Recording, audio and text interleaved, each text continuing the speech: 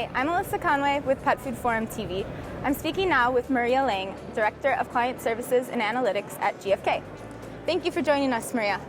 The title of your presentation for Pet Food Forum was The Next Big Thing in Pet Food. So tell us, what is the next big thing? The next big thing in pet food is anything considered raw. There are the refrigerated products, frozen products, and freeze-dried products, and especially the freeze-dried pieces mixed in with kibbles seem to be the big next thing that's going to drive the overall raw category, and especially the freeze-dried category. And what data and trends can you share that support your projection? The refrigerated products are growing at a 40% year over year, very consistently. The freeze-dried products are growing at close to 45% year over year, also very strong growth year over year. And so are the frozen products. You know, they actually have picked up steam over the last year, 26% there year over year. So all of these trends, all of these different segments are growing at a higher rate than last year, and which leads us to believe that this is going to be a category that's growing larger and larger. And how high do you think the ceiling is for growth in this area? That is probably a little early to say at this point. I don't think it's ever going to reach the levels that natural and grain-free are at.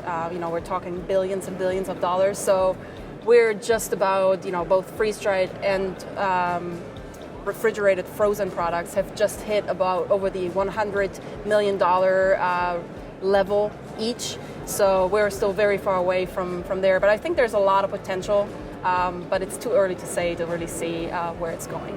And are grain-free and natural pet food truly yesterday's news, or are they still growing? They are definitely not yesterday's news, especially if you're looking at just the grain-free category, which is really, has been picking up steam in terms of growth rates year over year, and is really the driver for the natural growth in the channel. So lots of new brands coming in, offering grain-free products as well now. So I think there's still a lot to come from the grain-free category. And are there still any unexplored opportunities that you see? For natural, I'd say there's still cat natural products are lagging behind the dog natural products. Cat is only 44% of all sales, attributed to the natural category versus 73% for dog. So there is some options or some opportunities for cat to pick up on that trend. You discussed private label pet food in your presentation. What do you think the outlook for this is in the U.S. market? I think private label brands, as well as value brands, that are selling at about half the price that branded products are selling at, have a very large potential in the pet retail channel, especially because of the growing millennial generation. Millennials are looking for value for their hard-earned money, so they're looking for brands where they can save money, still get a quality product, but save some money on the actual purchase. And what other trends do you see on the horizon that pet food companies should be aware of? Another trend that's very interesting is also a very small trend, niche trend, but it is for seasonal pet food. Actually, earlier this morning we heard in one of the presentations that I think David Bolin mentioned it, that there are 40% of pet owners are giving their pet a birthday present. And if we look at our data for holiday-themed items or Halloween items, those items, first off, there are many more items in the channel now, and they've also grown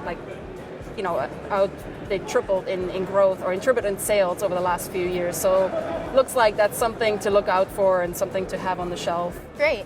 And this is your second year at Pet Food Forum. So what do you think of the move to Kansas City? I think it was a great choice. This is obviously the global manufacturing hub for the pet food industry.